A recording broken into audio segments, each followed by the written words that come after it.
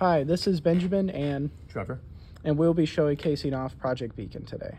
Unfortunately, Mia and Sarah were unable to make it today due to conflicting schedules with work. So what we're first going to showcase off is the IMU brake light detection system. So as you can see here, the LED is off right now because the IMU, which is located right here, is at a steady angle.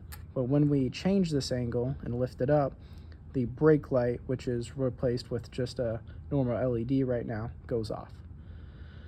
So the reason why we did this is because when we start braking, the bike will automatically lean forward due to Newton's second law.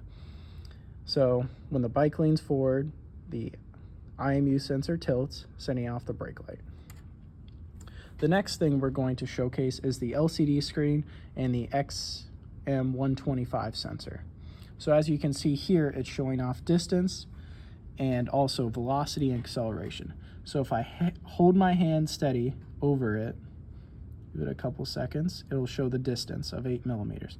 But when I start moving my hand, it'll start showing velocity and acceleration. There we go. So negative velocity and negative acceleration indicate that an object is moving towards the sensor. Positive velocity and positive acceleration indicate it's moving away.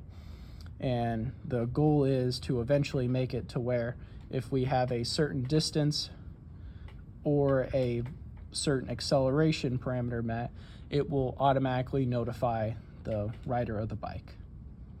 So now Trevor is going to explain the software behind this. Okay, so this is the software that's running the microcontroller, and we have many different pieces of, well, code here. First and foremost is the initialization for the I2C communication protocol. And so we make sure that we have the proper clock source, we have the proper I2C port, which are all defined up here at the very beginning of the file.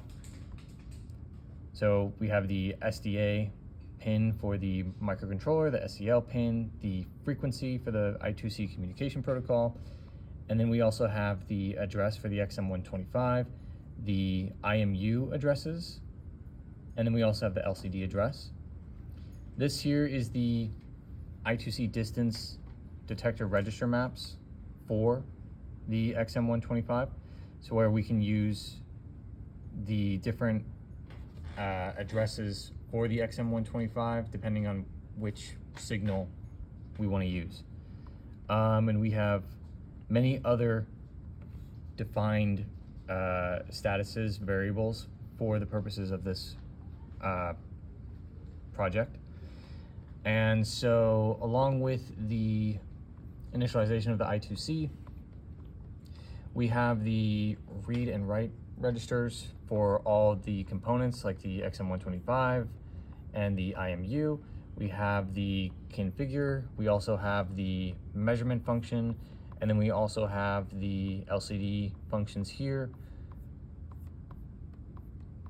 And then finally we have the main function, which does a lot of the mathematics and detection for the sensor, and also runs this while loop here and checks for each of the specific conditions that we're looking for, and to ensure that the LCD for this temporary screen can show all the information. We have these different cases where it swaps from screen to screen after a certain amount of time.